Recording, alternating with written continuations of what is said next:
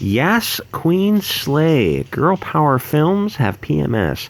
This is a bad film list. A lot of it is get woke, go broke, but there is an exception. Captain Marvel. It's a film that insulted the audience. It wasn't very good, but people saw it anyway. I think the reason for this is because it was set between the two biggest films in history, but credit where credit is due, it did gross $1 billion. So I suppose the real proof will be in if the sequel does well. I don't know. I don't think it will, but, I was wrong about Captain Marvel, so who knows. Maybe I'm wrong. Maybe people really like Brie Larson. That's possible, I guess. I keep wondering about her late night appearance where she's in a low-cut dress and she's trying to smile like a real human being. It feels like Damage Control, but I don't understand why. She may be a jerk-off, and the very people she insulted still paid to see her film.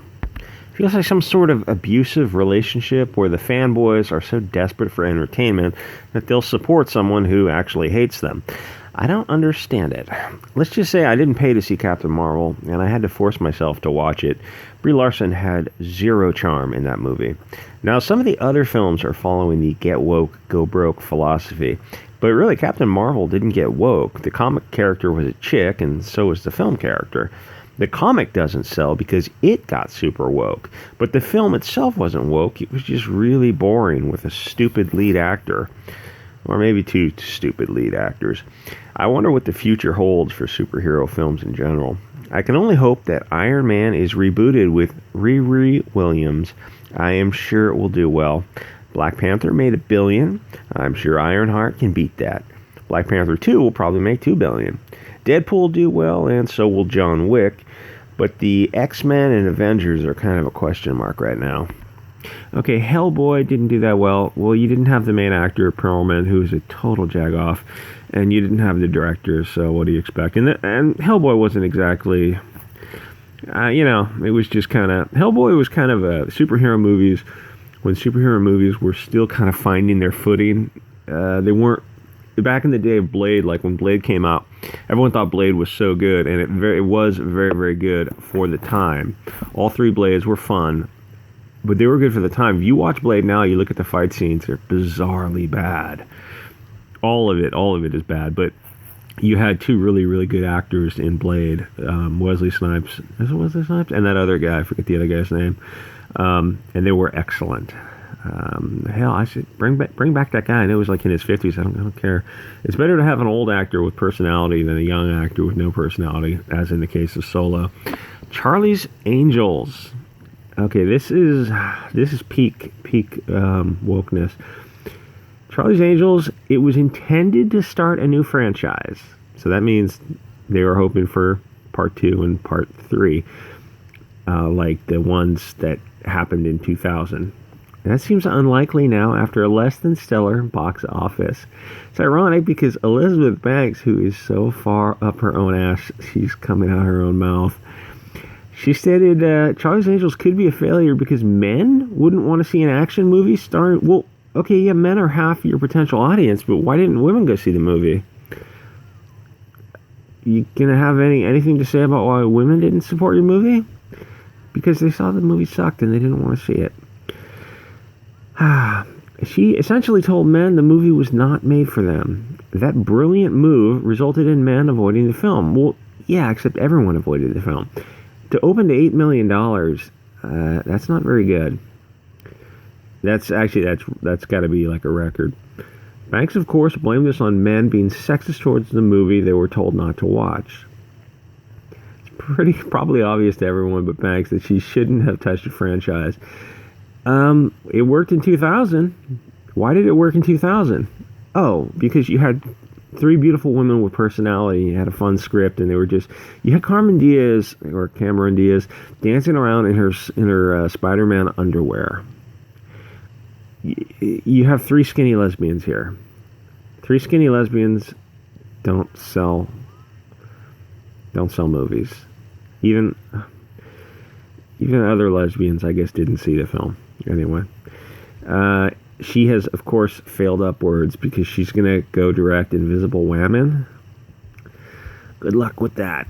X-Men Dark Phoenix. I said Captain Marvel was a very bad film. It was hard to get through. X-Men Dark Phoenix, whoa, that's an out-and-out bomb. I'm surprised it opened, I think, $30 million. Shocking, because it was, you watch the first 15 minutes of it and you realize, oh my gosh, this movie's not going to get any better. This is bad. It's weird to see a big budget, franchise film in an established universe just fall on its face like that, which it did. It was the movie, I think she had the line that she said, you should really call it The X-Women, because we're going to retcon history where the women were saving everyone's life. Okay, here, women don't buy comic books. They're not even 10% of the purchasing audience. And they generally are not, maybe they're 40% of the movie audience, 30-40% of the movie audience, maybe.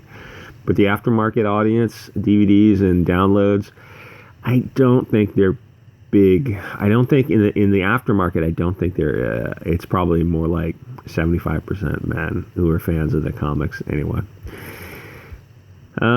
But they have this delusional idea that they want to grow the female audience, which is okay as long as you're maintaining the male audience and growing the female audience. But when you shrink the male audience to grow the female audience and you still lose money, well, clearly you're doing something wrong. Men in Black International, okay, this opened to $30 million also. I'm shocked that it didn't do well. Oh, what's this? Where's Will Smith and the other guy? What's his face? Where are the original characters? Who are these people? Oh my God, is that a woman? Is that a woman and a man? It's literally called Men in Black, with Will Smith and that other guy who's great. And you've got a woman, and you've got this guy who Thor. I'm sure he's going to be portrayed. I'm sure he's portrayed as just a total soy boy. So. Yeah, nobody wants to see. If you had Will Smith and the other guy in it, maybe people would see it. So good luck with that. Terminator Dark Fate. Okay, now here's the thing. Like I said, it's better to have older characters in a film with personality. Han Solo, Luke Skywalker, because Luke Skywalker's got the Force and he's a Jedi, so he can be moving around and you can kind of give him that because he's, magical space wizard. And Han Solo just has to fly his ship and shoot people and do that kind of thing. It's not a physically active role, but Terminator is a physically active role. And you've got Arnold Schwarzenegger and Linda Hamilton. He's got to be 80 and she's, I don't know how old she is, 60 or 70. You kind of age out of these roles. And when you kill John Connor in the first few minutes, you probably should have focused the movie on him, on his kind of like say he had some dark days and he got into drugs and alcohol and he kind of rehabbed himself because you realize he's got to save the world kind of thing.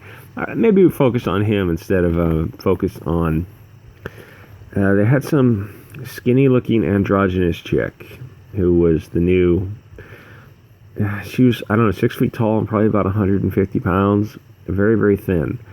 And she's some badass robot. It just kind of doesn't really work. The reason people like Terminator 1 and 2 is because in the first one, the evil monster was this, big muscular dude.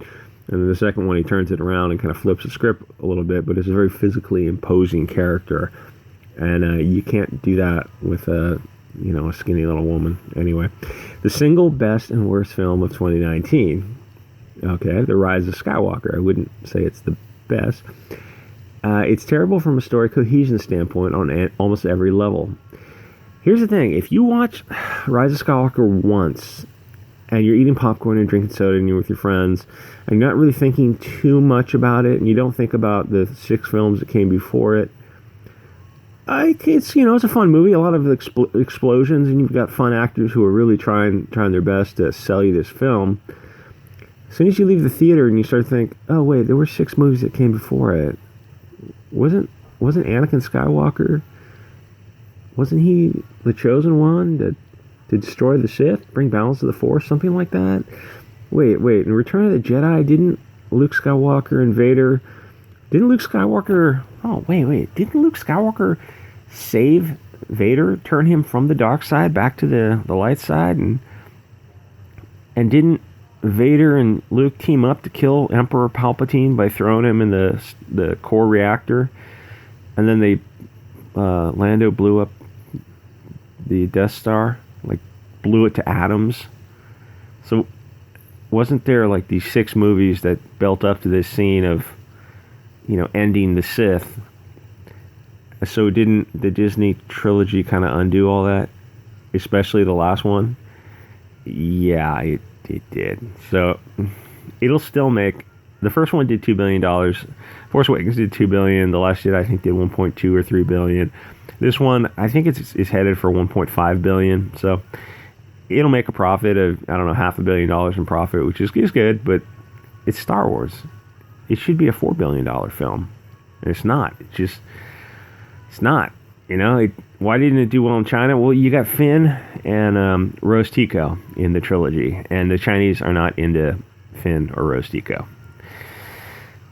Let's leave it at that. Chinese are really they're not PC. Is what they are. They're refreshingly not PC. Anyway, this is Bleeding Fool's top films of 2019, and the worst films of 2019. The top films, it's kind of up to you. Avengers Endgame, yeah, it was all right. He says he was crying in the theater. You shouldn't really be crying for comic book movies. I mean, they're just trying to sell toys. Anyway, this is Bleeding Fool. Check it out. Like, comment, subscribe, and I will see you guys all next episode.